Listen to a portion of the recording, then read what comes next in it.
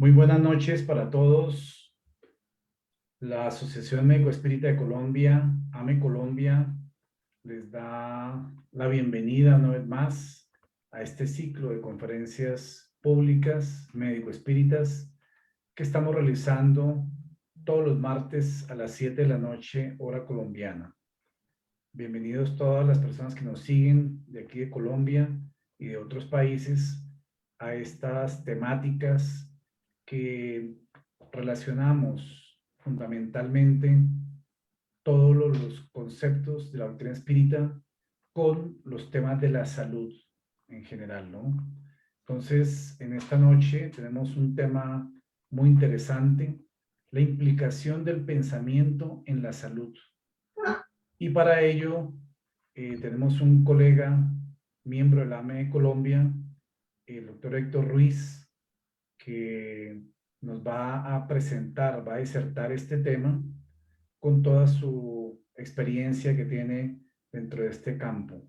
Él es médico de la Universidad de Antioquia, es el vicepresidente de la Asociación de Estudios Cardesianos de Medellín, conferencista allí y en otras partes del país, miembro de la AME Colombia y autor de un libro titulado El despertar espiritual a la vida.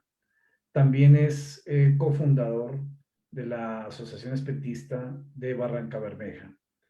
Y dentro de sus estudios tiene también un posgrado en epidemiología clínica. Entonces, la persona indicada que nos va a orientar, nos va a presentar este tema que realmente despierta mucho interés en el campo de la salud y en el campo espírita. Bienvenido, Héctor, una vez más a este auditorio virtual del AME Colombia. Pues nos agrada mucho tenerte nuevamente y estamos seguros que esta conferencia será del agrado de todos. Para sintonizarnos entonces con nuestra actividad de la noche de hoy, vamos entonces a elevar nuestro pensamiento a los guías y protectores del AME Colombia, aquellos médicos espirituales que de esa dimensionalidad buscan a través de todas nuestras tareas y trabajos plasmar aquellos objetivos que realmente se originan desde esa dimensionalidad para poder llevar estos principios de la medicina espírita a muchos lugares, a muchas personas, a colegas y en general al personal de la salud, para que puedan ser incorporados en el desarrollo personal, institucional de las labores en el campo de la salud. Agradecemos a los guías y protectores por todas sus inspiraciones, al Maestro Jesús, a quien consideramos ese gran médico de almas y cuerpos para toda la humanidad, y a Dios como causa primera de todas las cosas, quien con sus leyes ha plasmado todo el orden para el universo dentro de ese macrocosmos, pero también dentro de ese microcosmos, como es nuestro cuerpo físico y que está en sintonía con los otros planos dimensionales, y así lo viene descubriendo la medicina integral dentro de estas dimensionalidades y actualidades del pensamiento humano. Que esta noche nuestro colega Héctor se ha inspirado también y para que podamos entonces una vez más aprender dentro de estas aulas médico-espíritas. Que la paz y la armonía nos acompañe hoy, mañana y siempre. Bueno, Héctor, bienvenido. Muy buenas noches para ti. Nos alegra mucho que estés acá y poder, digamos, tener esta oportunidad de escucharte nuevamente. Bienvenido. Gracias, Fabio. Buenas noches para todos. Históricamente, el ser humano siempre se ha inquietado por tratar de determinar el origen de las cosas. Es así como en el siglo V antes de nuestra era, Demócrito, conceptuó que todos los seres existentes están constituidos por un cúmulo infinito de átomos. La palabra átomo, que viene del griego, significa indivisible. Sin embargo, después de que pasaron muchos milenios, el científico Ernest Rutherford en 1911 ampliaba el concepto de lo que era el átomo y decía que estaba formado por una serie de partículas más simples llamadas partículas subatómicas o fundamentales, y que esas partículas estaban cargadas de energía. Entonces él hablaba de que había un núcleo, en el núcleo estaban los neutrones, protones, y alrededor estaban orbitando los electrones que eran de carga negativa. Más adelante, Niels Bohr, en 1913, habló de lo que eran los niveles de energía y estableció de que el electrón que se encontraba en estos diferentes niveles tenía diferente energía. Posteriormente, William Crookes descubre el estado radiante de la materia y estudia los rayos catódicos. Röntgen define la existencia de los rayos X. Henry Becquerel experimenta con las radiaciones del uranio y los esposos Curie descubren la radio. En 1900, Max Planck logra describir que la radiación electromagnética es absorbida y emitida por la materia, pero no de forma continua, sino en pequeños lotes o pequeños paquetes de energía denominados cuantos, y es lo que equivale a los fotones de la luz. Pero lo más interesante es que esos cuantos de energía tienen características de materia al mismo tiempo que tiene características de ondas. Acá vemos en este esquema el núcleo del átomo, los electrones, que cuando el átomo es excitado, entonces se sube de nivel el electrón ganando energía, pero él tiende nuevamente a bajar. En el momento en que baja, produce emisión de cuantos. Nos dice Andrés Luis que la fuente primordial de cualquier irradiación es el átomo o partes de él, puede ser los electrones o el núcleo, cuando se encuentra en agitación, despidiendo rayos o ondas que se articulan de acuerdo con las oscilaciones que emite. Y ahí está el calor, el sonido, la luz, los rayos gamma. Esto es muy importante porque entonces la energía es vibración, es onda, pero también es partícula. Acá vemos un diapasón. Ese diapasón, cuando es golpeado o es estimulado, produce una serie de vibración que se transmite en forma de ondas. Acá vemos lo que es el ciclo de una onda y acá está lo que es la longitud de onda. Y esto es muy importante porque vamos a estar hablando permanentemente de vibración, de frecuencia, de longitud de onda. Entonces debemos tener como clara ese concepto. Y el ejemplo más elemental es este del diapasón, ¿cierto? La velocidad entonces está determinada por el ciclo, por los ciclos, por la unidad de tiempo, que es el segundo. Pero hay otro fenómeno que es también muy interesante y que se llama la inducción armónica. Y es que cuando se golpea un diapasón, las ondas longitudinales del sonido de este hace vibrar otro diapasón idéntico que se encuentre en la misma área, sin que sea golpeado físicamente. Hay un requisito, eso sí, y es que los dos diapasones deben tener la misma frecuencia. O sea, la frecuencia generada por el estímulo vibratorio de este diapasón se transmite al otro y lo pone a vibrar sin que haya un contacto físico directo sobre él. Esto es muy importante porque esto se le llama inducción armónica. Más adelante, Albert Einstein en el año 1905 establece las leyes de la relatividad especial y posteriormente la ley de la relatividad general. Él logra determinar en una ecuación matemática que la energía es igual a la masa por la velocidad de la luz al cuadrado. Esta velocidad de la luz, 300.000 kilómetros por segundo, es constante. La energía, por lo tanto, es materia, es frecuencia y viceversa.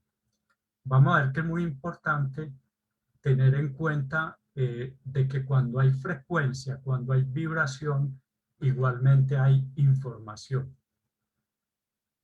En el año 1926 ya se establece el modelo atómico moderno por parte de Alexander Schrödinger.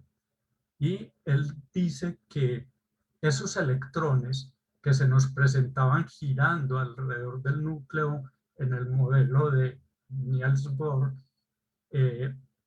no se da como si fuera un sistema planetario, sino que el electrón lo que forma alrededor del núcleo es como una especie de nube, a lo cual le llamó entonces la nube de electrones. Y esa nube de electrones es de tipo probabilística. Pues, ¿qué quiere decir eso? Que el electrón no es que esté ahí fijo girando alrededor del núcleo, sino que se presenta como que aparece y desaparece. Posteriormente, entonces, se encontraron lo que son las subpartículas, que en este momento se describen más de 100 subpartículas diferentes y que son los componentes subatómicos de lo que son los protones, los neutrones y los electrones. Dentro de ellos están los quarks. Hay muchos otros como el muón, el fermión, bueno, la partícula de Higgs, muchas otras, y todas son determinadas a través de los aceleradores de partículas que al disparar una de estas partículas, un electrón, observan que se fracciona en muchas otras subpartículas como son los quarks. Importante entonces tener en cuenta este concepto de la dualidad onda-partícula, porque el hombre está sumergido en un vasto imperio de ondas que se comportan como masa o viceversa. Pero el hombre solo percibe un cierto rango de frecuencias de acuerdo a sus órganos de los sentidos. Acá está el espectro electromagnético de la luz y encontramos que solamente este rango de frecuencias es la que logramos visualizar a través de nuestro órgano de la visión. Por encima de ellos hay una serie de elementos como son los rayos gamma, los rayos X, la luz ultravioleta, y por debajo de ellos está los rayos infrarrojos, el de las microondas, las ondas de radio, AM o FM, y entre muchas. James Clerk Maxwell, otro científico muy importante, estableció de que una carga ubicada en una cierta región, aquí vemos una carga, produce una modificación eléctrica en su espacio circundante. Y es posible detectar esa influencia de esa carga colocando otra carga. Importantísimo porque así se establece lo que son los campos. Quiere decir que todas las partículas, las subpartículas en constante movimiento, generan campos electromagnéticos. O sea que todo el universo es un conjunto de campos en vibración constante, permanente, y dentro de ellos estamos también nosotros como seres humanos, también constituidos por campos de energía. Todo en el universo vibra. Vibran los mundos, los minerales, las plantas, el hombre, ya que los átomos y las partículas que lo constituyen también vibran, manifestándose como verdaderos campos que interactúan entre sí. Esa es la razón por la cual nosotros mismos estamos formados por campos. Notamos la presencia de otras personas sin oírlas, sin verlas, simplemente por la interacción de campos. Hablamos de buenas y de malas vibraciones. Vamos a hacer acá entonces una división entre lo que fue la física clásica y la física cuántica. Hay una línea en el tiempo en el cual durante muchos siglos se establecía la física como la fundamentada por los principios de Newton, en la cual todo es predecible a través de fórmulas, en la cual se hablan de 3 dimensiones, que es el ancho, el largo y el alto. Esas son las 3 dimensiones con las que se trabaja y en la cual es perceptible por los órganos de los sentidos. Viene después entonces todo este descubrimiento de las subpartículas a través de los aceleradores de partículas y se empieza a establecer lo que es la física cuántica. La física cuántica trabaja entonces con las subpartículas, es impredecible y Einstein logra establecer lo que es la 4ª dimensión. Es decir, fuera de las 3 dimensiones de la física clásica, establece la 4ª dimensión, que es la del espacio-tiempo. Y dice que el espacio-tiempo está unido como tal. Establece, ya lo habíamos dicho, la fórmula de energía es igual a la masa por la velocidad de la luz al cuadrado. La física cuántica es la que estudia el comportamiento de las partículas fundamentales. Decía Einstein que esas partículas fundamentales o subpartículas tienen conexiones fantasmagóricas. Y él se refería a esto a un principio que se llama entrelazamiento de partículas o conexión cuántica. Ese fenómeno hace parecer que estas partículas pudieran estar en 2 sitios simultáneamente, que pudieran atravesar paredes y pudieran teletransportarse. ¿En qué consiste el entrelazamiento? Dice, 2 partículas que en algún momento estuvieron unidas siguen estando de algún modo relacionadas, no importando la distancia entre ambas, aunque esté en extremos opuestos del universo. Esa conexión energética es instantánea.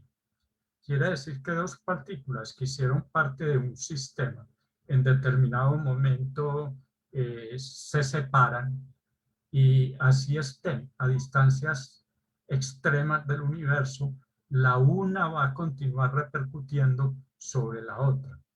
Por eso se habla de que un aleteo de una mariposa puede repercutir en todo el universo. Ya habíamos hablado de que las partículas, subpartículas, son de tipo probabilística. Es decir, cuando en los aceleradores de partículas se dispara el electrón, él deja un rastro en unas placas o las subpartículas dejan rastros. Y ese rastro es el que hace que los científicos clasifiquen esas subpartículas. Lo otro interesante es que el átomo está totalmente vacío. en el 99.9%. Hay un comparativo con un estadio en el cual si en el centro del estadio está el núcleo, correspondería al núcleo atómico del tamaño de una bola de ping-pong, de una pelota de ping-pong, en las tribunas alrededor estarían los electrones con el tamaño de la punta de un alfiler. Entonces miremos que lo que en sí es masa, es materia, es mínimo a comparación del gran vacío, entre comillas, que hay dentro de cada átomo. Einstein desencarna siempre con la ilusión, o era un objetivo que él quería lograr, la de tratar de explicar todos estos procesos con un campo unificado.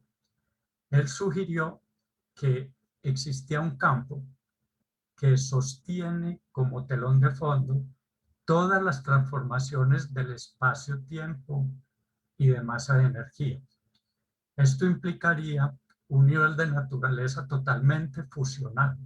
En otras palabras, existiría una región de espacio, tiempo, materia, energía. Su teoría uniría todas las fuerzas básicas de la creación y así sería capaz de explicar el universo como un todo. En vez de 4 compartimientos, habría solo uno. La proposición de Einstein en sí no resuelve el problema, puesto que la indagación en cuanto a la materia de base, o sea, en cuanto a la partícula elemental, que es la que por su vibración genera esas fuerzas, genera ese campo, continúa desafiando el raciocinio, motivo por el cual André Luis, en uno de sus libros Mecanismos de la Mediunidad, nos dice que se puede definir ese campo como el medio sutil en que el universo se equilibra, como fluido elemental o fluido universal o hálito divino, fuerza para el hombre inabordable que sustenta la creación. En la pregunta 27 del libro de los Espíritus se habla o nos refieren diciendo que hay 2 elementos generales del universo: el principio espiritual, el espíritu y la materia propiamente dicha. Y que a estos dos hay que, estos dos son por encima de ellos creados por Dios, constituyéndose así la Trinidad universal, principio de todo cuanto existe. A estos 2 elementos, al espíritu y la materia, hay que agregar el fluido universal. Ese fluido universal tiene propiedades especiales. Y nos dicen los espíritus de que esas propiedades especiales son las que le dan la fuerza de gravedad a los elementos que allí están constituidos. Nos dice que es una fuerza generadora del campo medio sutil en que el universo se equilibra. Y el espíritu obra sobre ese fluido universal para generar las innumerables combinaciones con la materia bajo la acción del espíritu, produciéndose la infinita variedad en las cosas.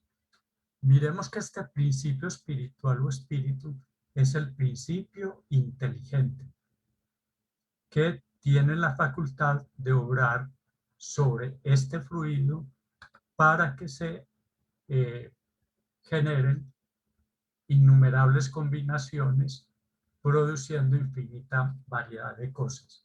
Andrés Luis nos dice que es como si fuera el fluido universal, como el océano, y dentro de ese océano hay una cantidad de elementos como los peces, la vida marina, que estarían constituyendo lo que se llamaría la materia propiamente dicha. También nos dice de que la materia propiamente dicha es la condensación de la energía y que el espíritu es la condensación del amor divino. es la condensación del principio espiritual.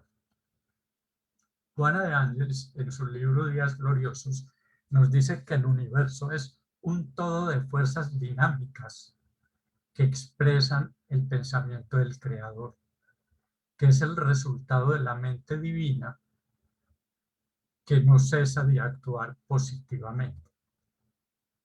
Y vea lo que nos concluye, dice, cuanto más penetra la investigación científica en la estructura de la forma, mejor verifica que la misma es una aglutinación de partículas cada vez menores, hasta perderse en la energía, que es el punto de partida hacia la materia. Nos está confirmando nuevamente de que las partículas son la condensación de esa energía. Albert Einstein nos dice que el ser humano es un conjunto electrónico regido por la conciencia.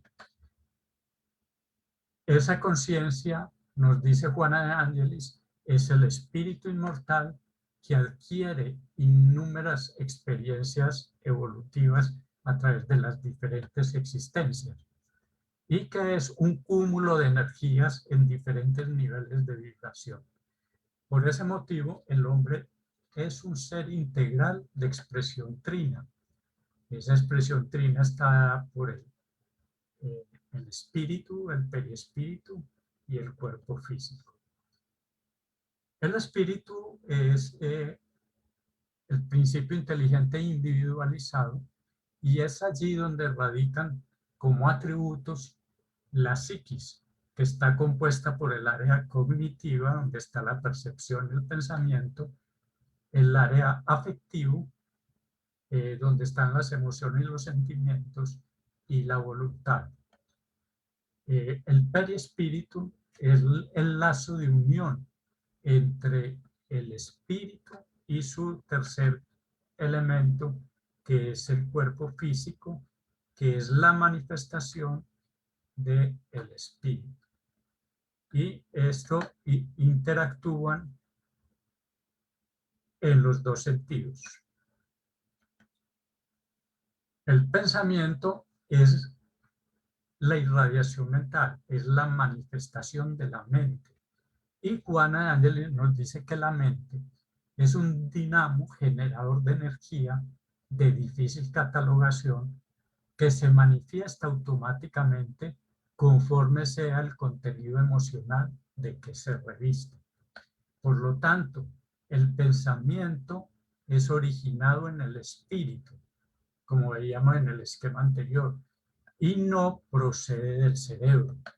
El cerebro tiene la función orgánica de registrarlo, interpretarlo y transformarlo en ideas, convirtiéndola en un vehículo de comunicación de muy variada expresión a través de la palabra o a través de los actos.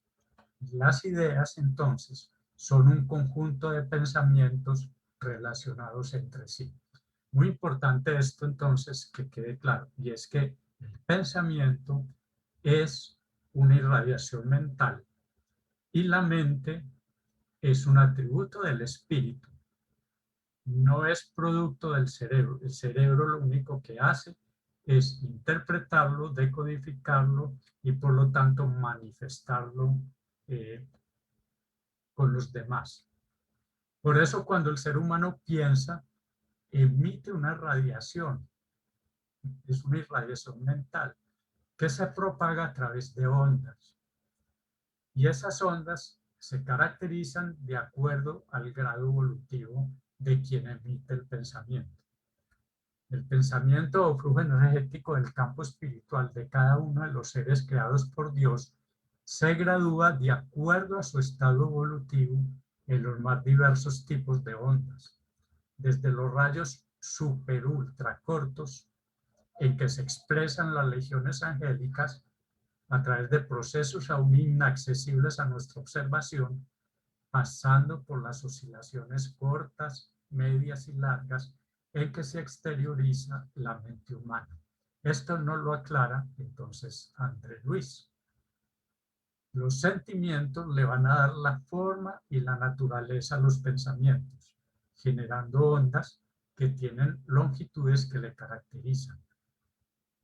Juana de Ángeles en uno de sus libros nos dice que relacionando los sentimientos con los valores, los podemos clasificar como sentimientos superiores cuando se refieren a realizaciones nobles, a la justicia, a la belleza, al arte, a la ciencia, a la abnegación, al bien, entre otras. O inferiores cuando son acompañados por las sensaciones de naturaleza física, tales como el placer sensual, la ambición de posesión, la envidia, los celos. Y la voluntad es lo que le da la fuerza, es lo que vitaliza a los pensamientos. La voluntad los guía con tal seguridad como lo hace el operador con controles remotos a través de la distancia. Es una buena comparación que nos hace André Luis, hablando acerca de que es a través de la voluntad que nosotros podemos darle dirección y fuerza a nuestros pensamientos. Entonces los pensamientos, resumiendo hasta acá, los pensamientos se generan a nivel del espíritu y sus cualidades se las da los sentimientos y la fuerza se la da lo que es la voluntad, la fuerza y la dirección. Por lo tanto, los pensamientos tienen características. La calidad del pensamiento determina, por ejemplo, su color. La cólera o deseos sensuales genera el color rojo en todos los matices. El egoísmo, color gris oscuro, la simpatía, un color verde, afecto rosa, amor fraternal universal lila, elevado sentimiento religioso azul, intelectualidad amarillo, sentimientos mesiánicos blanco plateado. Su naturaleza o contenido determina la forma. La precisión determina la nitidez del contorno y la fuerza determina el brillo. Esto quiere decir que los pensamientos van a adquirir ciertas características como son el color, como son la forma y como son el contorno y el brillo. Pasando ahora al perispíritu, encontramos que el perispíritu es como el intercomunicador del pensamiento.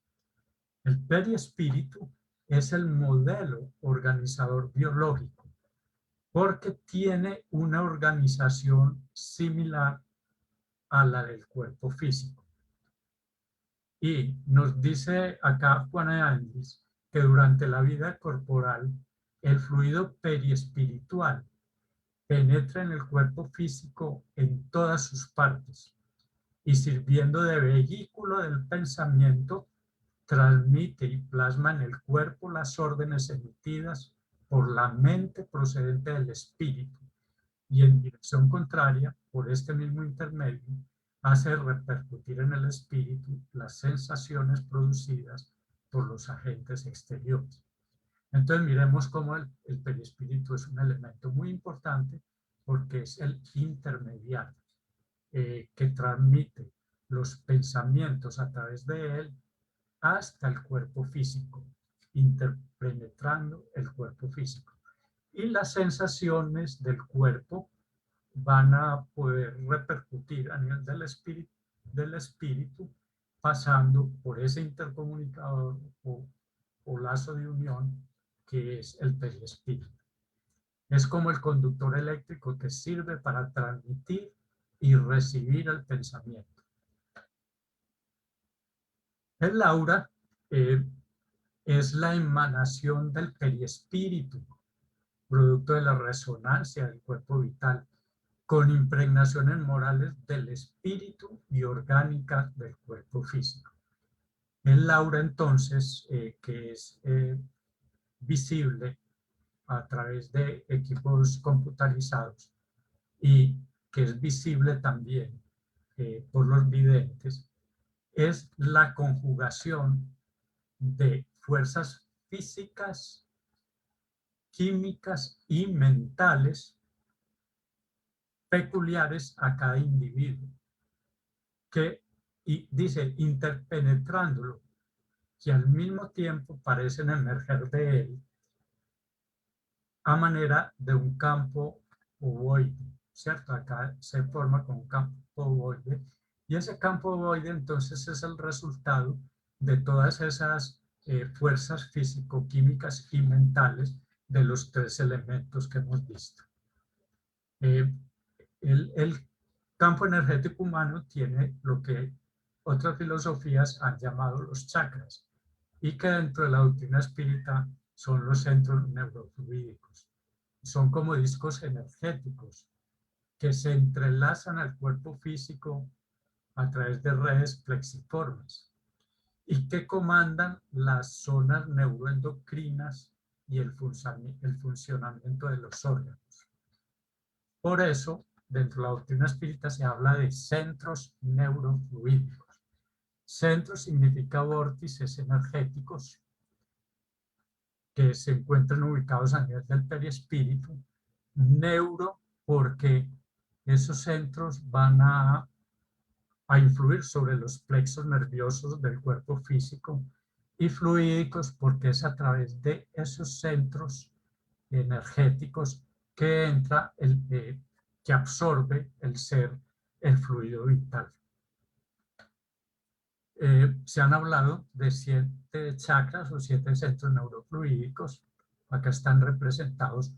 Estos son los centros neurofluídicos principales o de primera generación, donde está el corona, el coronario, el frontal, el laríngeo, el cardíaco, el solar, el sacrogenésico y el básico.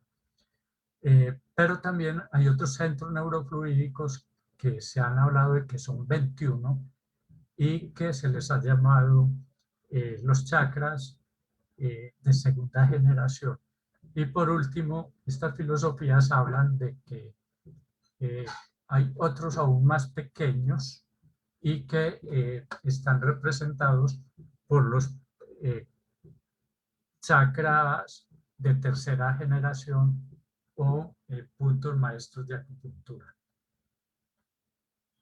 El cuerpo físico está constituido entonces de subpartículas que se unen y forman átomos. Esos átomos se unen para formar moléculas, y de allí algunas se unen para formar las estructuras celulares. La célula y la unión de las células forma los tejidos. La unión de tejidos con determinada función genera lo que son los órganos, y algunos órganos se unen para formar los sistemas. Dentro de los sistemas, el más importante es el sistema nervioso, que se divide en sistema nervioso central, con el cerebro y la médula, pero también está el sistema nervioso periférico, está el sistema nervioso autónomo, y dentro del sistema nervioso autónomo se encuentran los plexos nerviosos, que son una serie de ramificaciones y que son los que captarían la energía de los centros neurofluídicos. Es importante con el sistema nervioso los neuropéptidos, porque son una serie de moléculas peptídicas formadas por aminoácidos y que se encargan, tienen funciones de tipo neurotransmisor, sirven entonces como neurotransmisores. Y el sistema endocrino, constituido por la hipófisis, que es como el director de la orquesta de todas las glándulas, que recibe las órdenes del hipotálamo para producir una serie de secreciones que estimulan las diferentes glándulas del cuerpo humano, y de allí sus secreciones van a actuar sobre los tejidos efectores. Miremos la correlación entonces que hay entre los centros neurofluídicos con los diferentes plexos nerviosos y con las diferentes glándulas. Aquí hay un cuadro, no lo vamos a mirar en detalle por el tiempo, pero relacionan los centros neurofluídicos con los plexos nerviosos, las glándulas, los órganos y pues se han definido que los tres primeros centros neurofluídicos hacen parte del plano físico. El cuarto, que es el cardíaco, es como el puente a los últimos tres, que son del plano espiritual. A partir de los años 70 lograron comprobar que hay una completa comunicación entre el cerebro, el sistema endocrino, el sistema inmunológico y potencialmente con todos los otros sistemas a través de los neuropéptidos, de otras hormonas secretadas por el cerebro, pero que además son secretados por el sistema inmunológico, otras células nerviosas y otros órganos. Y a estas disciplinas se les llamó psiconeuroendocrino-inmunología. La doctora Candace Pert tiene un libro que se llama Las moléculas de la emoción. Ella nos dice en uno de sus artículos de que hay muchos neurólogos que hablan de la amígdala, el hipotálamo y el sistema límbico como la única base de las emociones. Sin embargo, posteriormente se empezó a encontrar que esas moléculas de las emociones, esos neuropéptidos, esas endorfinas y sus receptores se encuentran en todas las partes del cuerpo, incluyendo las células inmunes. Esa es la razón por la cual nuestras emociones y nuestros sentimientos pueden generar la producción de ciertas moléculas y puede frenar la producción de otras. Vamos a mirar de pronto de una manera general después eso. Dice Juan Ángeles que sin embargo hay que entender de que esos procesos bioquímicos y el funcionamiento orgánico del cuerpo está destituido de discernimiento para generar ideas y seleccionarlas. Que los impulsos cerebrales y la sinapsis responsables por la preservación de la vida orgánica provienen de la gente pensante que las organiza y dirige, aunque sin conciencia esas leyes que están establecidas en los procesos reencarnatorios. Por eso nos dice que no es posible disociar la mente del cuerpo, lo que equivale a decir el espíritu de la materia, y que esa interacción mente-cuerpo es a su vez el resultado de la constitución humana, que no es solamente material, sino que es esencialmente psicofísica. Y nos habla Juan Ángeles también de que los comportamientos estresantes, el hábito de reprimir los sentimientos agresivos, conductas conformistas, la rebeldía interior, el cúmulo de resentimiento, pasiones perturbadoras, las ambiciones desmedidas, el autodesamor, todas ellas se van a transformar entonces en toxinas elaboradas por el cerebro que sufren el impacto de la falta de armonía mental, produciendo, dice ella, esos venenos que se expanden por el sistema nervioso central y terminan a fijarse en los órganos, especialmente aquellos más sensibles, como el aparato gástrico, respiratorio, genésico, estableciendo desorden general y por lo tanto enfermedad. Y que este proceso puede ser detectado desde el punto de vista cuántico en la condición como electrones. Y lo contrario, los pensamientos y sentimientos positivos de esperanza, de fe, de amor, de alegría, de paz, ideas edificantes, proporcionan altas descargas de energías saludables que son conducidas por los péptidos en forma de endorfinas, interferón, interleuquinas y otras sustancias equivalentes que restablecen la mitosis celular, recuperándolas de las desarticulaciones, estimulando los leucocitos y por lo tanto devolviendo la armonía energética del ser. y estimulando el sistema inmune. Y puede ser detectado desde el punto de vista cuántico en la condición de fotones. Pero además, este aspecto es muy interesante y es que el perispíritu allí se encuentra el centro de memoria. Cuando el ser desencarna, transfiere toda su memoria al perispíritu y por lo tanto conserva allí todo el aprendizaje, todas las experiencias de la actual existencia. Nos dice que los vicios generadores de las enfermedades del alma, que se van a manifestar como depresión, tormentos íntimos, angustia, inseguridad, cuando el ser desencarna, prosiguen emanando a los campos psíquicos en los cuales fueron generados.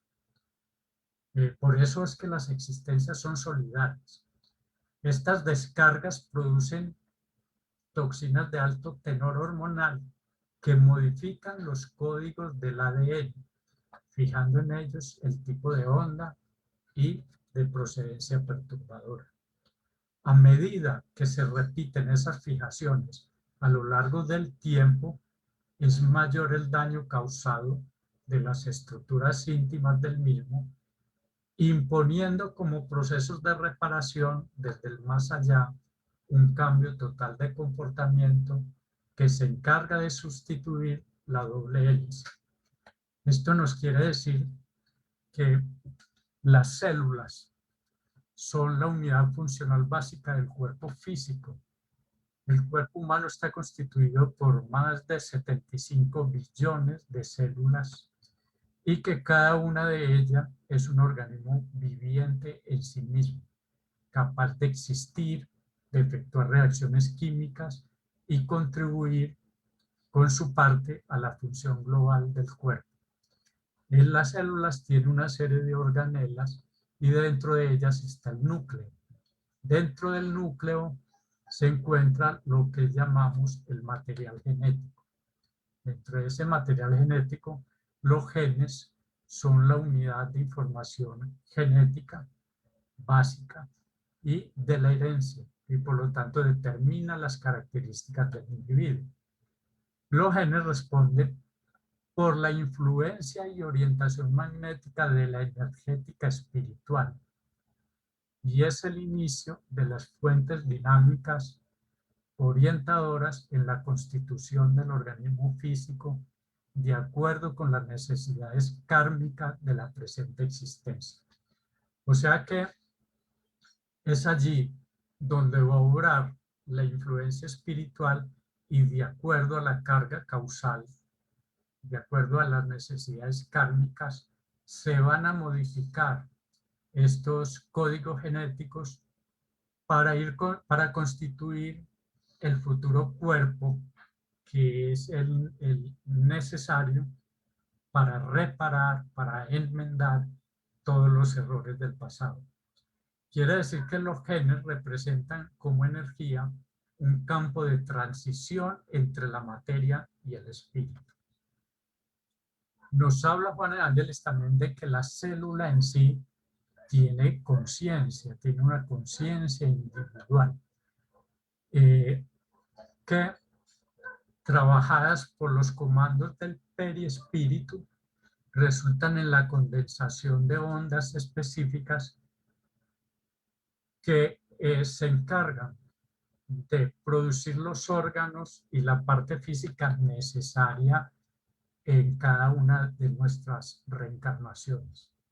Por eso, la célula es parte importante de ese modelo organizador biológico. Acá podemos ver que hay células dentro de la constitución del modelo organizador biológico y que esa conciencia celular es la que constituye las memorias donde van a quedar grabadas las conquistas y los compromisos de cada una de las existencias. Mirando esto así, vamos a comprender de que tenemos un tenor vibratorio de cada emisión pensante, que estimula la conciencia celular, que se siente más fortalecida, generando salud o desarmonizándose, produciendo enfermedad. Muy bien, los psicólogos nos hablan de las pautas habituales del pensamiento. Esa pauta habitual del pensamiento es el modo en que pensamos, las palabras que utilizamos, los acontecimientos que escogemos de una manera automática, en forma de hábito, y que por lo tanto va determinando lo que se llama el autodiscurso automático.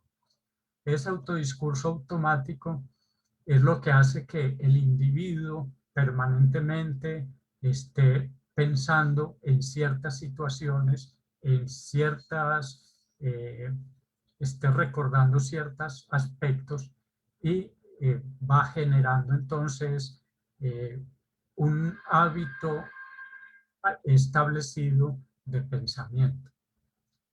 Se produce así lo que llama el tonus mental.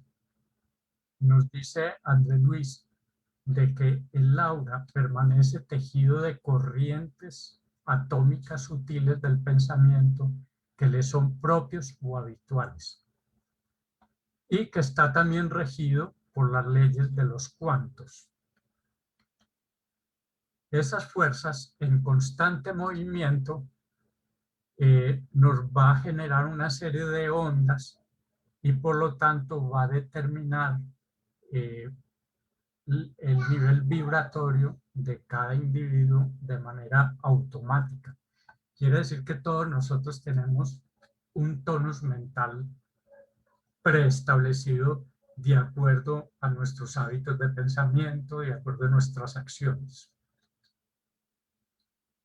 Según sea entonces la naturaleza de esos pensamientos y sentimientos, se agitan todos los campos de fuerza que bajan vibratoriamente al perispíritu y de ahí del cuerpo físico, proyectando en todas direcciones energías que cuando son benéficas pasan del espíritu al perispíritu, generando armonía y por lo tanto generando salud. Cuando son maléficas o destructivas, esos pensamientos desestructuran la parte energética, generando daños en los campos vibratorios periespirituales y por lo tanto produciendo enfermedad. Surge así lo que son las formas pensamiento. Y es que el individuo al pensar imprime sus impulsos vibratorios en su cuerpo mental, originando ondas y formas pensamiento. Las ondas mentales son imprecisas, se diluyen rápidamente, pero las formas pensamiento transmiten una idea más completa, porque además de estar sobrecargadas de sustancia mental de quien las emite, se incorpora fácilmente en el campo áurico del mismo individuo que la genera o de otras personas. Se crean entonces imágenes fluídicas que el pensamiento las refleja en el perispíritu como un espejo y toman en él cierta forma como si fuera una fotografía. Parece una entidad viviente temporaria, dotada de actividad y animada por la idea de quien la generó, fortalecida por la esencia elemental vivificante y electrónica del cuerpo. A ver, el espíritu genera esas ideas y esas ideas se plasman en el aura, en el perispíritu del mismo individuo. Y es el mismo individuo quien las alimenta a través de sus pensamientos y las nutre. Pero esas formas pensamiento, nos dice Juan de Ángeles, que prácticamente toman vida, se convierten en agentes vivos y por lo tanto van a afectar al mismo individuo que las generó. Cuando la mente repite los mismos clichés de sensualidad, de impulsos primitivos. Toda esa ideación se condensa en formas pensamiento que nutren al individuo con energías enfermizas de que son portadoras, al mismo tiempo que son revitalizados por el propio individuo en un círculo vicioso y aflictivo.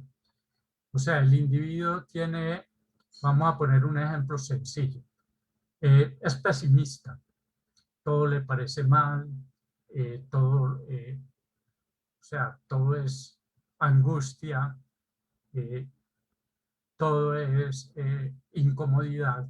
Eso va generando formas, pensamiento en su perispíritu, en su campo áurico, y esas formas, pensamiento, empiezan a reforzar esos mismos clichés mentales de quien las generó, formándose entonces un ciclo vicioso. Esto nos lo dice Manuel Filomeno de Miranda en su libro de, se me va en este momento. Dice que cuando se prolonga ese comportamiento enfermizo, el ser cuando desencarna, cuando se libera del cuerpo físico, se lleva en su perispíritu todas esas impresiones y se van convirtiendo en prácticamente seres vivientes que lo empiezan a afectar y lo empiezan a desestructurar en su campo energético. En cualquier punto del universo, esas formas, pensamientos, si son sublimes, son limpias, translúcidas, hermosas, el color es claro, se identifican con el sentimiento del amor. Cuando las formas de pensamiento son subvertidas, fortalecidas por energías inferiores, negativas, son oscuras, pétreas. Esto se logra visualizar en el campo áurico por parte de los videntes. Pero más allá de esos efectos que se producen en el mismo individuo, se entra en sintonía con otros seres y se va cada vez fortaleciendo más ese tipo de sentimientos. Si son negativos, se va aumentando las angustias, el sufrimiento, se va generando más enfermedad. Y lo mismo sucede con ideaciones superiores. Cuando esos sentimientos son elevados, también entra en sintonía con otros individuos, con otros seres, y por lo tanto se van creciendo y se van estimulando en el mismo esos sentimientos de amor, de optimismo, de alegría, de felicidad. Y todos nosotros estamos entonces sumergidos en un campo de vibraciones de diferentes sentimientos, constituyendo esa unión en común como lo que se llama la afinidad espiritual. Dice, en la vida en común, el alma entra en resonancia con las corrientes mentales en que se respiran, entre comillas, las almas que se le asemejan. Asimilamos los pensamientos de aquellos que piensan como pensamos. Proyecta en torno de su individualidad las fuerzas que genera en ellos mismos. El pensamiento tiene poder de atracción de sus similares. Si el hombre pudiese contemplar con sus propios ojos las corrientes del pensamiento, reconocería que todos vivimos en régimen de comunión según los principios de afinidad. Y nos dice Juana de Ángeles de que el pensamiento es como una onda. Lo compara con la onda hertziana, utilizando el cerebro como un aparato receptor y emisor. Dice que esta onda es penetrante de cualquier obstáculo y que vence cualquier distancia con una rapidez inconcebible. y que alcanza la meta con facilidad, casi siempre encontrando resonancia en el punto de sostén en el cual se conecta. Por lo tanto, hay un emisor y hay un receptor. Si el emisor tiene aspiraciones y deseos groseros, aflicciones y odios, celos y pasiones, son focos emisores de energía mental de baja frecuencia, de bajos tenores, que cruzan el espacio en dirección de personas que se encuentren bajo su punto de mira, o sea, que entren en resonancia con él. Y hay un receptor en el cual hay muchos de sus trastornos emocionales, indolencia, irascibilidad, tensión y angustia, proviene de esa irradiación negativa del emisor en el cual está entrando en sintonía. Entonces recordemos que es muy importante el hecho de entrar en sintonía. Esa entrar en sintonía se representa con lo que André Luis habla de mentación inductiva. O sea, hay una corriente mental que es susceptible de reproducir sus propias peculiaridades en otra corriente mental que se le sintonice. Es como lo que hablábamos de los diapasones. Si uno genera la vibración y el otro es de la misma frecuencia, el otro se le sintoniza y también entra en vibración. Es así entonces que el alma crea sus propios estados de mentación inductiva de acuerdo a sus pensamientos, de acuerdo a sus actos, entrando en sintonía, en inducción armónica con quienes piensan de manera similar. Si el hombre se deja influenciar por impresiones ajenas de enfermedad y amargura, inmediatamente se le altera su tono mental y se inclina a una franca receptividad de molestias indefinibles. Por el contrario, si se consagra a la convivencia con personas laboriosas y dinámicas, encuentra valioso apoyo para sus propósitos de trabajo y de realización. O sea que nosotros, de acuerdo a nuestros pensamientos, de acuerdo a nuestras formas de pensamiento, generamos un tonus propio, vibratorio, y es de ahí que si son altas frecuencias por nuestros buenos pensamientos, vamos a entrar en sintonía con seres que nos van a reforzar ese tipo de pensamientos. Pero si nuestros pensamientos son bajos, vamos a entrar en sintonía con seres que están en inducción armónica con esos pensamientos. Siempre estamos en sintonía con otros, lo queramos o no, conforme, como les decía, a la identificación emocional que nos lleva a exteriorizar vibraciones y nos vincula a seres con igual tono vibratorio. La pregunta es, ¿dónde queremos estar?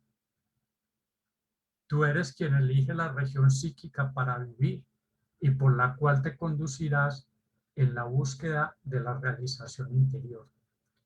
Muchas veces vamos a encontrar campos psíquicos minados con cargas viciadas y peligrosas, emanadas por seres espirituales perversos y enfermizos que se valen de otras personas para alcanzarte y perjudicarte. En esas batallas solamente podrás conducirte con recursos morales que provienen de sus mismas energías psíquicas y por lo tanto va a ser la manera en que vamos a bloquear, no nos vamos a poner en sintonía con esas malas vibraciones. Como no temen a otros recursos, será a través de tus vigorosas emisiones vibratorias que podrás escapar de ellos. O sea que depende de nosotros mismos que estemos en vibración, en sintonía con esos seres que nos pueden afectar o no. Y lo determinamos de acuerdo a cómo queremos estar. O sea, qué existencia deseamos tener. Porque conforme el pensamiento emitido, la existencia se presentará en el mismo patrón. El ser humano es por excelencia aquello que piensa, que cultiva en el campo mental y que termina en convertirse en realidad. Concluyendo, las ondas del pensamiento se proyectan lenta o violentamente, débil o fuertemente, constructiva o destructivamente, según sean los sentimientos y emociones que le dieron origen. El pensamiento usado tonta e inconscientemente es un arma que se vuelve contra su propio autor, puesto que es una fuerza que nace, se condensa y se revitaliza para volver a la fuente de donde emanó. Quien solamente mentaliza angustia y crimen, miseria y perturbación, podrá reflejar en el espejo de su propia alma otras imágenes que no sean las de la desarmonía y el sufrimiento. Inspiremos simpatía y elevación, nobleza y bondad alrededor nuestro, para que así no nos falte en el día de mañana el precioso pan de la alegría. Las enfermedades del alma solo se podrán recuperar cuando hubiere una transformación estructural del pensamiento, que se encargará de construir nuevas bases supersutiles que se consubstanciarán en los futuros códigos del ADN. La salud es la perfecta armonía del alma y constituye una adquisición lenta y gradual del ser en la medida que progresa en conocimiento y amor, con el concurso de las experiencias recogidas en las vidas sucesivas. Somos lo que pensamos. Todo lo que somos viene de nuestros pensamientos. Con nuestros pensamientos hacemos el mundo, nos dice Buda. Muchas gracias por su atención. Muchas gracias, Héctor, muy amable por la presentación de hoy. Ha sido realmente una clase muy didáctica y que nos ayuda a comprender muchos de estos procesos del pensamiento en relación a la salud o a la enfermedad. Y sobre todo esta parte final de las conclusiones sintetizan mucho estos conceptos y la acción del pensamiento tanto en lo constructivo como en lo destructivo, es decir, tanto en la construcción de la salud como en aquellos que inconsciente o conscientemente desarrollan esa misma fuerza, pero no para construir salud, sino para estados desarmónicos, ¿no? Entonces, pues no, tenemos que agradecer a las más de 113 personas que estuvieron vinculadas hoy a esta conferencia, una conferencia que nos ha aclarado mucho esta temática y que de diferentes partes de Colombia, como Bogotá, Cali, Bucaramanga, Medellín, Sonsón, Barbosa, de Antioquia, obviamente Cartagena, Santa Marta, Ibagué, Mosquera, Zipaquirá, Facatativá, Madrid, Chía, Manizales, Valledupar, desde Argentina, Lima, Arequipa, Perú, Guayaquil, Ecuador, Santiago de Chile, República Dominicana y Venezuela. Y seguramente de más lugares que no quedaron allí pues registrados, ¿no? Agradecemos a todos su presencia, su participación.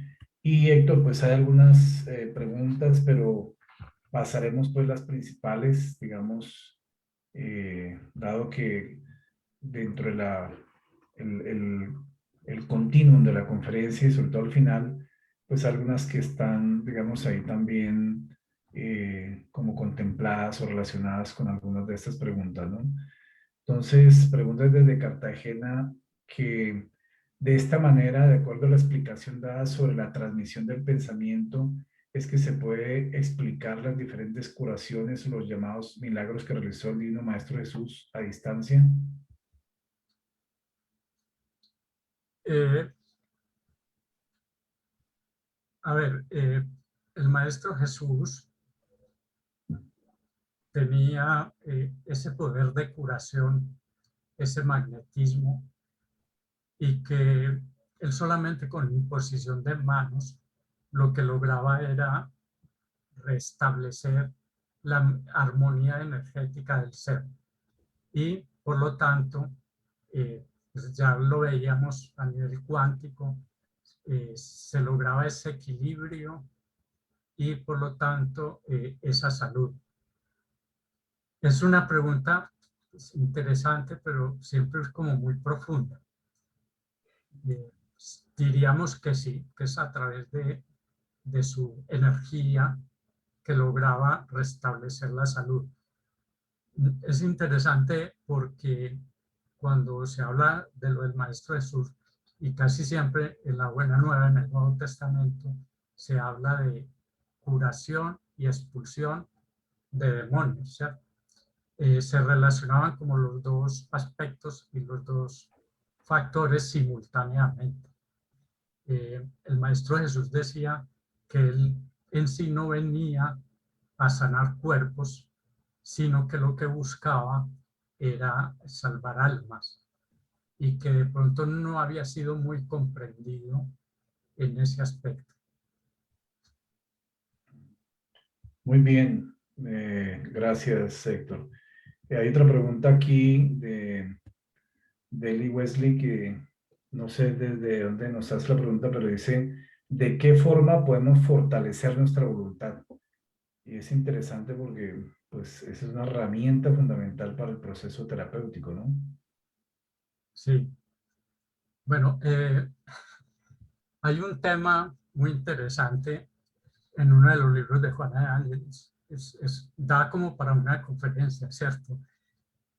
Eh, Inclusive yo en alguna ocasión dicté ese tema. Hay varios aspectos que dice Juana de Ángeles en El despertar del espíritu, se llama el libro, y uno de ellos es, en primer lugar, el deseo, el querer. Es muy importante. En segundo lugar, establecer metas claras y que sean metas que se puedan realizar. En tercer lugar, es el ejercitar. Y ese ejercicio se puede empezar coloquemos un ejemplo. Yo soy muy impaciente, entonces voy a empezar a que cuando estoy en una fila esperando mi turno, eh, voy a empezar a tener esa calma y voy a empezar a construir esa paciencia. Entonces se requiere el ejercicio, practicar. Pues hacia grandes rasgos serían esos elementos. Sí, ok. Claudia Carolina Hecker desde Estados Unidos le pregunta, doctor, excelente conferencia. El color de los pensamientos. Es lógico que una persona pueda percibir ciertos colores en los demás, eh, digamos por afinidad o vibración, porque a veces no se perciben todos los colores. Bueno, lo que pasa es que quienes ven las auras son videntes, son medios videntes. Y las características de los pensamientos son dinámicas. Eso no es como un patrón de colores constante. El individuo, de acuerdo a cómo vaya pensando, su aura va cambiando en gamas de colores. Pero sí hay una serie de aspectos de color que pueden determinar si los sentimientos son buenos, si son negativos, o si de pronto hay una enfermedad de base como cáncer, por ejemplo. Los videntes logran definirlo mirando el aura de la persona. Muy bien. Y sí, eso depende también de la profundidad, digamos, el desarrollo que tenga el vidente, ¿no? Digamos, la calidad de su facultad, ¿no? Héctor, hay una pregunta aquí que dice la siguiente: ¿el pensamiento puede alterar la estructura y función de los centros de fuerza o centros neurofluídicos?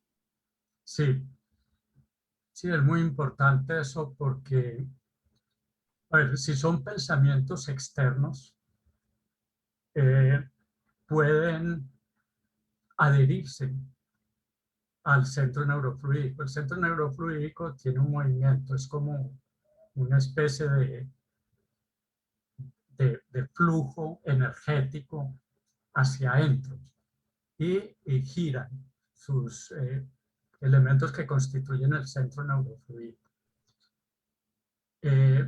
Se pueden adherir formas, pensamiento, o como dice Manuel Filomeno de Miranda, vibriones, al centro neurofluídico, bloqueándole su funcionamiento y por lo tanto va a obrar, dependiendo del centro neurofluídico afectado, va a obrar sobre el cuerpo físico produciendo enfermedades.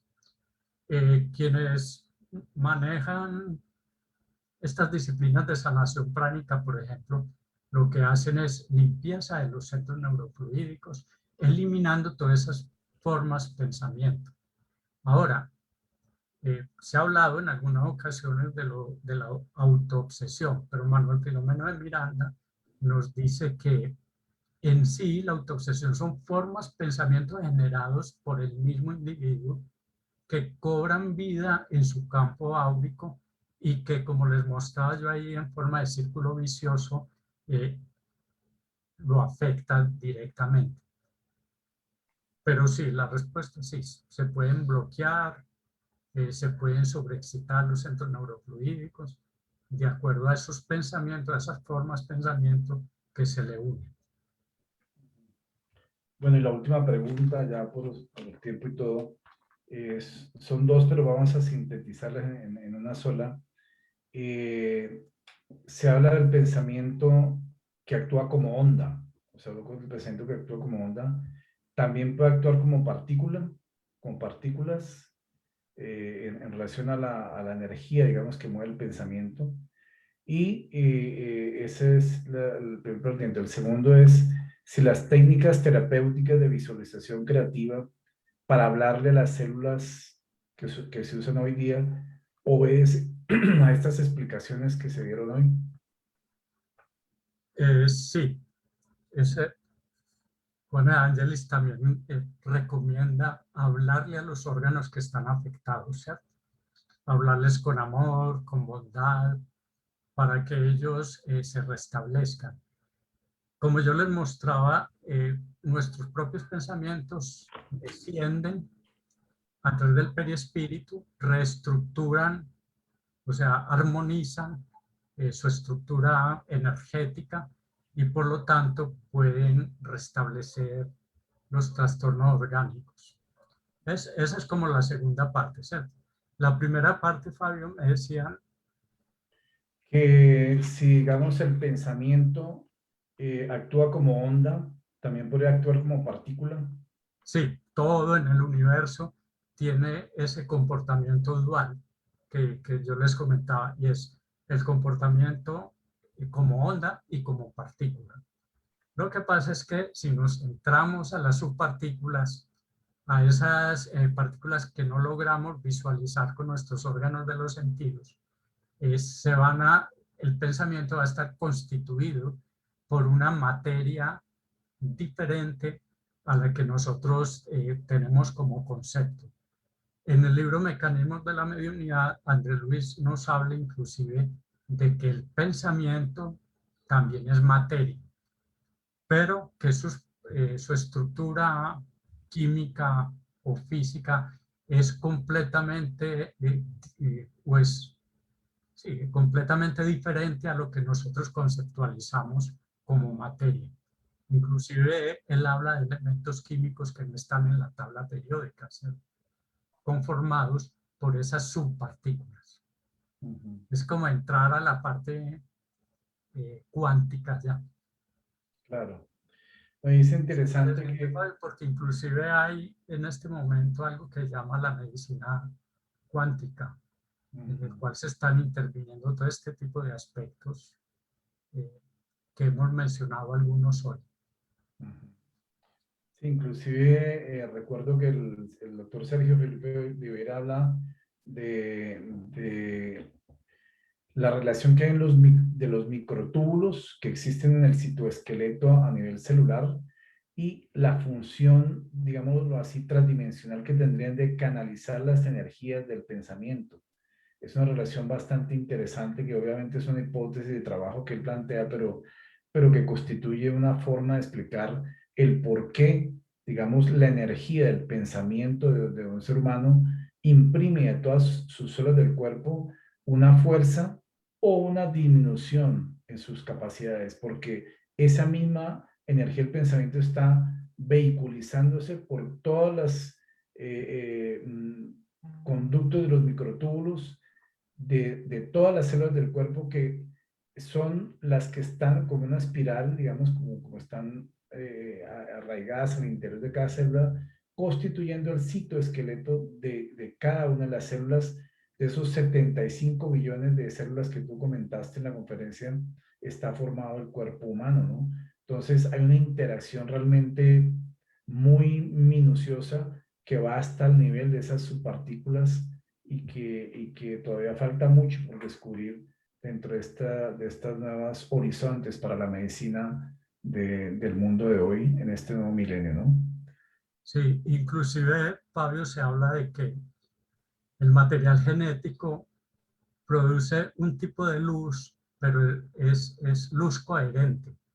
No es la luz, pues, es luz coherente porque es como la luz láser. O sea, tiene solamente una frecuencia.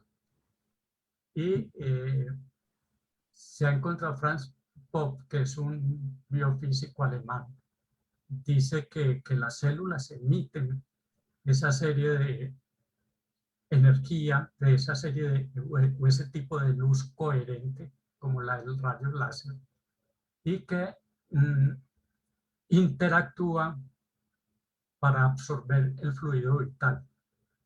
Es otra teoría muy interesante porque la luz coherente es clave en las comunicaciones. Inclusive la fibra óptica trabaja con luz coherente y es la que se está utilizando para las comunicaciones vía satélite, eh, en internet, en los computadores, y todo eso está ya como estudiado. Son hipótesis pues que estos científicos están trayendo. Andrés Luis habla inclusive de los bióforos a nivel celular, que es muy interesante también. Dice Sí, que son como microgránulos que se encuentran en los genes y que son como el punto de contacto con la energía espiritual. Energía espiritual y bióforos, material genético celular, y que por lo tanto puede influir sobre la síntesis de las proteínas a nivel del código genético. sí, él llama a los bióforos las unidades de fuerza psicosomática, ¿no? Sí, interesante. Héctor, muchas gracias, muy amable por la presentación de la conferencia de hoy. Con esta conferencia de este día, de la implicación del pensamiento en la salud, eh, estamos finalizando el mes de abril. Hemos tenido 4 representantes colombianos, Nabor Jaramillo con enfermedades del alma, Angélica Bedoya, amor, medicina y espiritismo, Fernando Jiménez con educación de los sentimientos, y esta última conferencia para concluir este ciclo del mes de abril con la implicación del pensamiento en la salud, ¿no?